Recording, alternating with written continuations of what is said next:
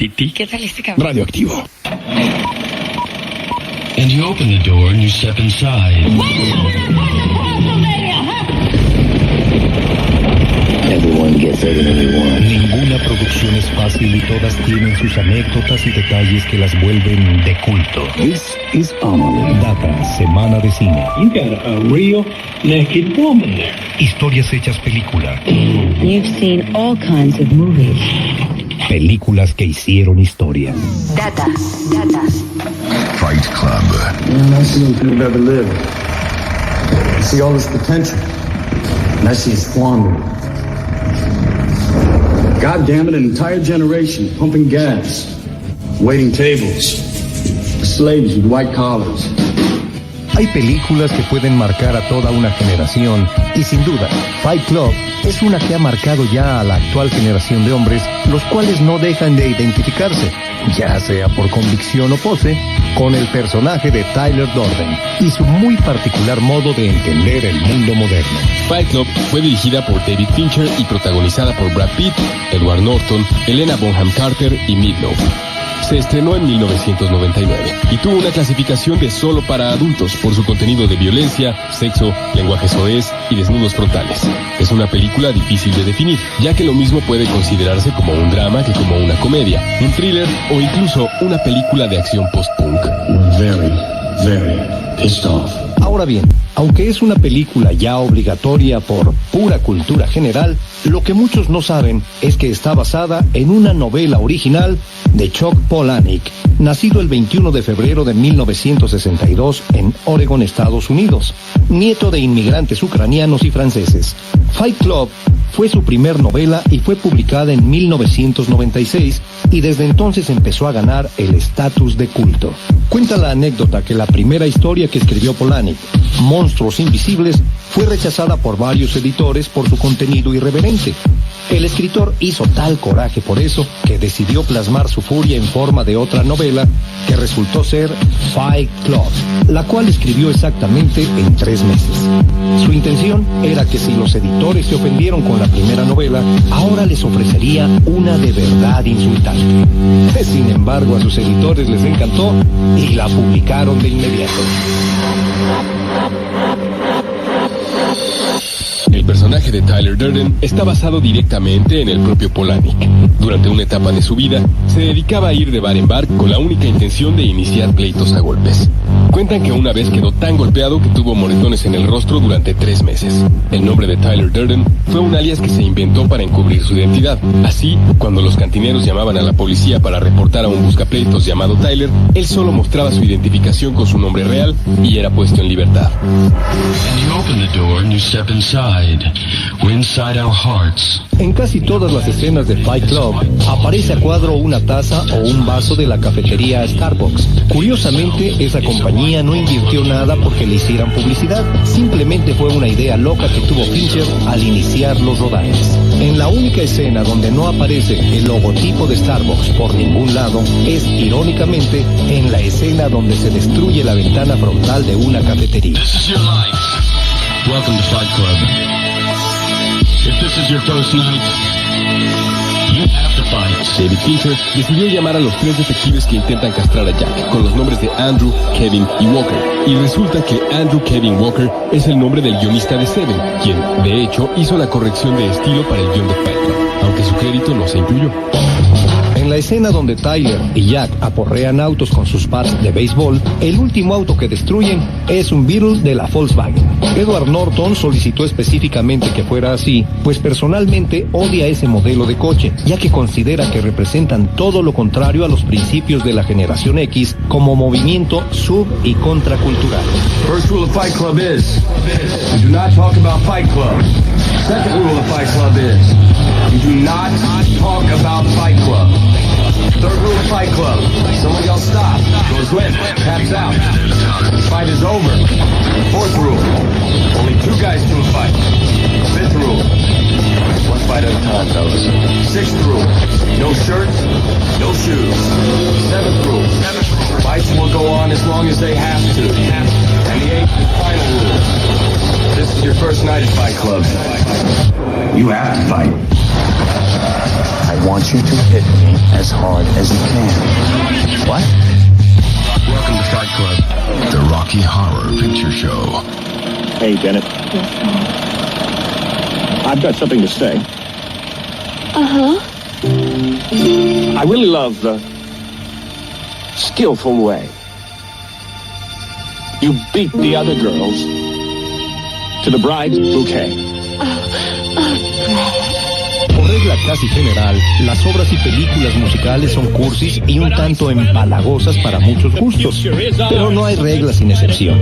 Y el caso del musical de ópera rock, el show de terror de Rocky, no solo es uno de los pocos musicales que atraen a una audiencia generalizada, sino que es una obra de culto en toda la extensión del tan sobado calificativo. El show de terror de Rocky es originalmente una obra teatral escrita y musicalizada por Richard O'Brien. La obra se estrenó en Londres en junio de 1973 en un teatro con capacidad para apenas 60 personas. Sin embargo, a base de pura publicidad de boca en boca, la obra rápidamente ganó gran popularidad y para agosto de ese mismo año se cambió a un teatro con capacidad para 2.000 asistentes. La obra fue nombrada Mejor Musical del Año por la Sociedad de Críticos Teatrales de Inglaterra. Sweat from his pores as he works for his cause will make him glisten. El productor musical Lou Adler vio la obra mientras vacacionaba en Londres y en menos de 36 horas tramitó con O'Brien los derechos para llevar la obra a Broadway y grabar un disco con las canciones interpretadas por el reparto original. Adler fue también el responsable de promover la obra entre los estudios de cine para convertirla en película, bajo el nuevo nombre de The Rocky Horror Picture Show. Los rodajes de El Show de Terror de Rocky se iniciaron en octubre de 1974 en los estudios Bray de Inglaterra. Su estreno fue en enero de 1975. O sea que la obra pasó de teatro experimental a película de éxito mundial en apenas poco más de solo 18 meses. En la medida de lo posible, se buscó que la mayoría de los participantes de la puesta en escena original fueran los que aparecieran también en la película. Quienes repitieron participaciones fueron el productor Michael White, el director Jim Sharman, el propio Richard O'Brien como Free Pratt, Patricia Quinn como Magenta, Lil Nell como Columbia, Jonathan Adams como el Dr. Scott y Meatloaf en Tiempos de Hambre como él. Quienes se agregaron al reparto fueron Barry Bostwick como Brad Majors, Susan Sarandon como Janet Weiss, Peter Hinwood como Rocky Horror y repitiendo el papel de la puesta en escena en Broadway, Tim Curry como el maniático Dr. Frankenfurter, travesti del planeta transexual de la galaxia Transilvania. Según ha declarado Richard O'Brien en varias entrevistas, escribió el show de terror de Rocky como una manera de darle uso a varias canciones que ya había escrito antes, cuando pretendía dedicarse a compositor en vez de escritor y actor teatral. En todo caso, la historia es al mismo tiempo homenaje y parodia de películas clásicas de horror y ciencia ficción, personajes de Marvel Comics como Los Cuatro Fantásticos, los duetos de Frankie Avalon y Annette Funicello, los musicales de Sir Williams y el rock and roll en general. La película tiene una gran cantidad de errores de edición y secuencia. Según algunos, estos errores son deliberados, ya que así eran muchas de las películas viejas de horror, pero hay quienes dicen que simplemente al director y los productores se les fueron las cabras. El error más notorio es que el laboratorio secreto de Frank N. Porter carece de puertas y es físicamente imposible que el elevador de acceso esté conectado al resto de las habitaciones en el mismo piso. Otro error notorio es que el narrador indica que todo sucede en un día a finales de noviembre, pero en el radio del coche de Brad, Richard Nixon está dando su discurso de renuncia. El problema de coherencia es que Nixon renunció en agosto.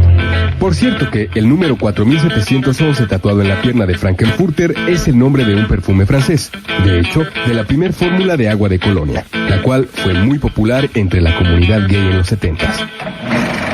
The Exorcist. Según varias encuestas realizadas por diversos medios como la revista Time, El Exorcista es considerada casi por unanimidad como la película más terrorífica de todos los tiempos. Y la razón, sin duda, no es solo la lucha contra el demonio o la corrupción del alma de Regan McNeil, sino su atmósfera perturbadora y el inquietante mensaje entre líneas sobre la posible inexistencia de Dios. El Exorcista está basada en una novela original de William Peter Blatty, publicada en 1971. El libro, a su vez, está basado en un caso real de exorcismo acontecido en febrero de 1949 en el área de Maryland. En el caso real, la posesión ocurrió sobre un niño de 14 años llamado Douglas Dean, y la posesión incluyó contorsiones imposibles, ruidos que salían de las paredes, muebles que se sacudían y una voz grave que definitivamente no era la del niño. Tras varias pruebas médicas y psicológicas, se recurrió al exorcismo, oficiado por un sacerdote romano anónimo. El exorcismo duró 2 meses y al final la situación mejoró. Para escribir su novela, William Peter Blatty se basó principalmente en notas tomadas del Washington Post, en los archivos de la Universidad de San Luis y del Hospital de la Universidad de Georgetown. La novela estuvo durante 55 semanas en el número 1 de la lista de bestsellers del New York Times. En la película participan Linda Blair como Regan MacNeil, Ellen Burstyn como su madre, Chris MacNeil y Max von Sydow como el padre Lancaster Merrin. Dicho sea de paso, el rol del padre Damián Carras originalmente se lo habían ofrecido a Jack Nicholson, pero como estaba indeciso entre aceptar o no, se le adelantó Jason Miller, quien fue el que finalmente se quedó con ese papel.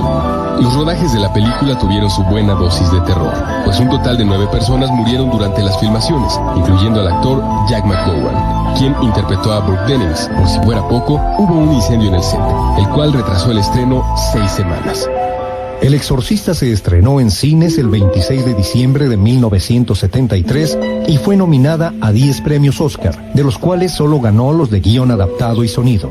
Se ganó también 4 Globos de Oro en las categorías de Mejor Director, Mejor Película, Mejor Sonido y Mejor Actriz de Reparto para Linda Blair. Durante su exhibición en cines, generó todo un fenómeno de histeria, donde hubo reportes en todo el mundo de casos de desmayos y ataques de pánico. La venta de esta película en video y DVD está actualmente prohibida en Finlandia e Inglaterra por su contenido. Pero si a horror de veras vamos, nada supera al de involucrarse en asuntos de abogados, y El Exorcista ha pasado por 3 casos fuertes de demanda. El primero fue cuando Mercedes McCambridge demandó a la Warner Brothers porque no se incluyó su crédito como la voz demoníaca. Pocos días después, Eileen Tate, la doble de Linda Blair en las escenas de contenido sexual y la célebre secuencia del vómito volador, también demandó a la Warner por no incluir su crédito.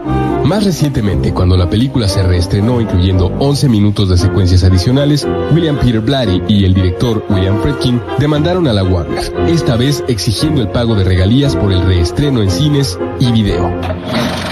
Apocalypse Now.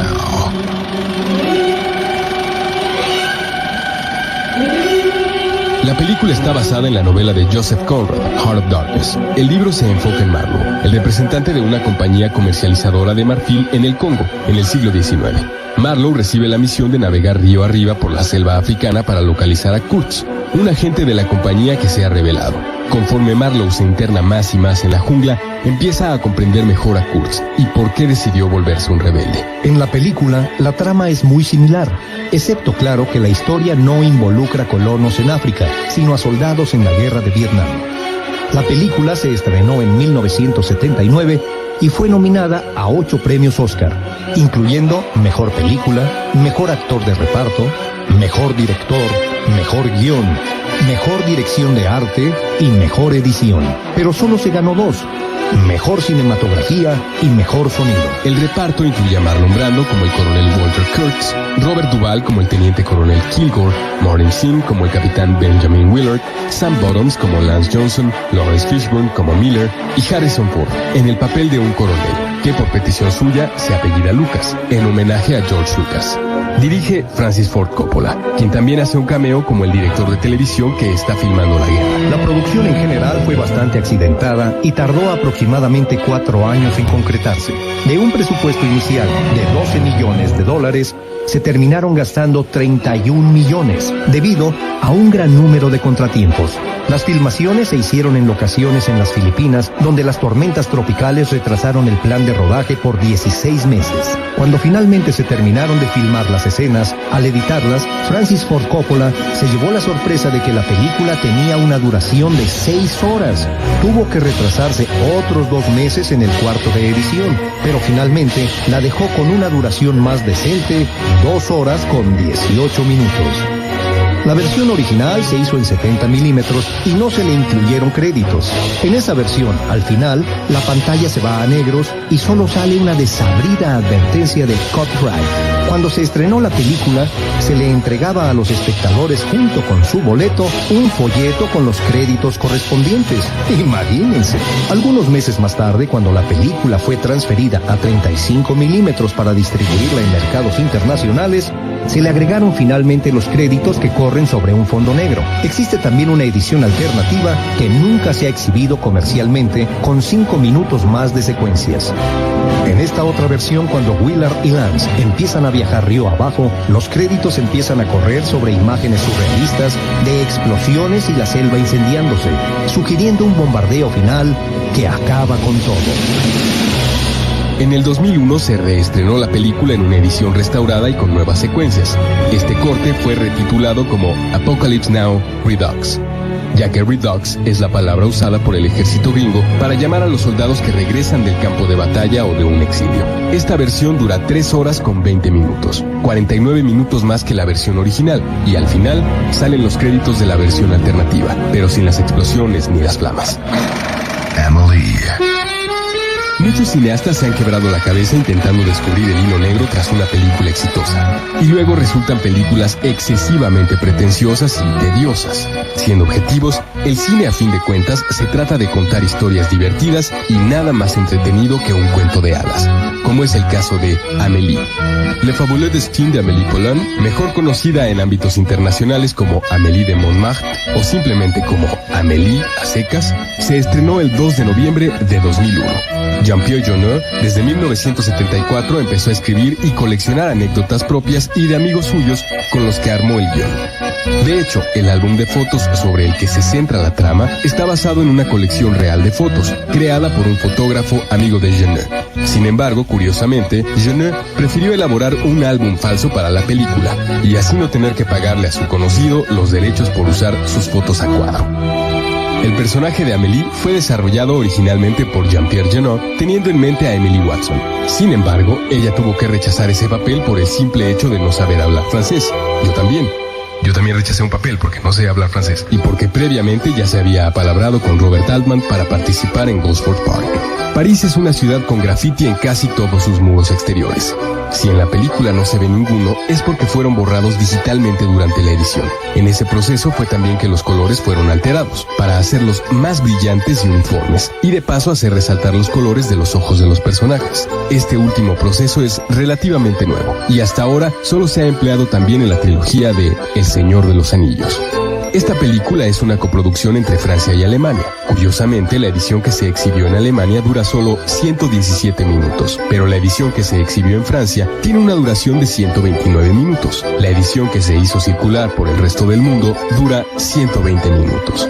Lo más peculiar es que en ninguna de esas versiones se han omitido escenas. Simplemente se recortaron algunos segundos en varias secuencias, incluyendo principalmente la de créditos finales. The People vs. Larry Flint. Se dice que un héroe es aquel que recibe los golpes y se mantiene firme, de pie. Pero aún así, en el caso de Larry Flint y su lucha como defensor de la libertad de expresión más que heroísmo, se percibe un tanto de cinismo mordaz o desvergüenza. No es extraño entonces que su historia terminara inspirando una película no menos cínica y desvergonzada. Larry Flint, el nombre del escándalo, también conocida como El escándalo de Larry Flint. Fue dirigida por Milos Forman y se estrenó el 27 de diciembre de 1996. El reparto incluye a Woody Harrelson, Courtney Love, Edward Norton, Brett Harrelson, Donna Hanover, esposa de Rudolph Giuliani, James Cornwell y en un giro sarcástico el verdadero Larry Flint, en el papel del juez Morrissey, quien presidió su primer juicio por el cargo de obscenidad. La película estuvo nominada al Oscar en las categorías de Mejor Director y Mejor Actor. Originalmente, Oliver Stone planeaba producir y dirigir esta película, pero al final decidió fungir solo como productor, cediendo el proyecto a Milos Forman. Sin embargo, la presencia de Stone se hace notar desde el momento en que la historia se enfoca casi exclusivamente al conflicto de Flint y los partidos de derecha, ya que Stone apoya abiertamente a la izquierda. En la vida real, Larry Flint tuvo también fuertes diferencias con sectores de extrema izquierda y grupos feministas.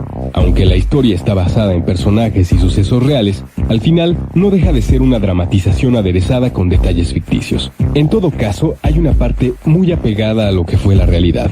Los parlamentos de Edward Norton en las escenas de juicios son copias textuales de las frases y argumentos que utilizó el abogado Alan Isaacman para defender a Larry Flint. La carrera de Courtney Love como actriz alcanzó gran notoriedad tras esta película, aunque claro, tampoco se puede decir que se haya esforzado mucho en interpretar a su personaje. Sin embargo, no fue su debut actoral, ya que exactamente 10 años antes apareció en la película Sid and Nancy, Love Kills. Boogie Nights. Todos tenemos algo especial. En 1977 el sexo era seguro, el placer era negocio y el negocio prosperaba. La vida de un soñador, los días de un negocio y las noches en medio de todo eso. 3 eslogans distintos para una sola película, que aunque puede considerarse de contenido reprobable, no por eso deja de ser emotiva, demostrando que, en la realidad, no hay buenos contra malos, sino simplemente personas. Boogie Nights es una película escrita y dirigida por Paul Thomas Anderson, que se estrenó el 10 de octubre de 1997. Cuenta con las participaciones de Mark Wahlberg, Burt Reynolds, Heather Graham, Julianne Moore, Don Cheadle y las actrices porno auténticas Nina Hartley y Veronica Hart. La historia está basada en la estrella del cine porno John Holmes, quien de hecho participó como asesor creativo y es mencionado en una escena como rival de Dirk Diggler. La película está basada en el corto documental falso The Dirk Diggler Story, también de P.T. Anderson. Michael Stein, el actor que interpretó a Dirk Diggler en ese corto, aparece en Boogie Nights como el sujeto con el que habla Buck Swope en la escena de la tienda de estéreos. Hablando de la escena de los estéreos, aquí hay un detalle bastante nerd. En esa parte, Buck Swope dice que desea una modificación TK-421 para su estéreo, y resulta que TK-421 es el número de serie del Stormtrooper al cual Luke Skywalker le quita la armadura para infiltrarse en la Estrella de la Muerte en Star Wars. Otro dato más nerdo todavía que evidencia lo fanboy que es P.T. Anderson es que la canción de Touch, que interpreta Dirk Diggler, es un tema original de la banda sonora de la película animada de los Transformers. Paul Anderson literalmente le rogó durante meses a Burt Reynolds que interpretara a Jack Horner, pero Reynolds se negaba.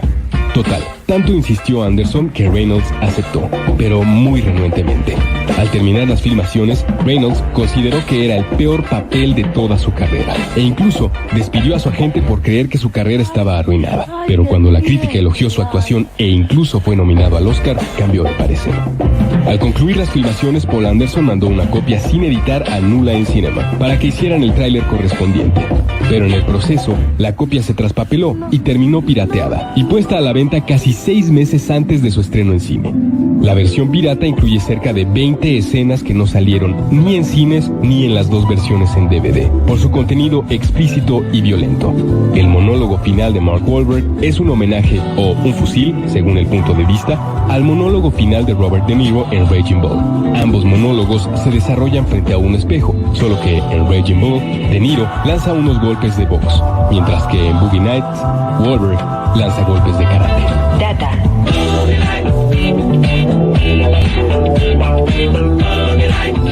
Todas estas películas ya las viste, o puede ser que en la semana de cine de Radioactivo Contra las veas por primera vez. En todo caso, vale la pena ir. Nunca nos cansaremos de repetirlo. Por mucho DVD y mucha pantalla de plasma, el cine se ve mejor en la semana de cine de Radioactivo Contra Radioactivo. Producción: Warpig, Israel Pérez y Javier Umpierres. Guión: Uriela Durán. Voces: Raúl Espinosa de la Fuente y Julio Martínez. Data: warpig@radioactivo.com.mx. Data.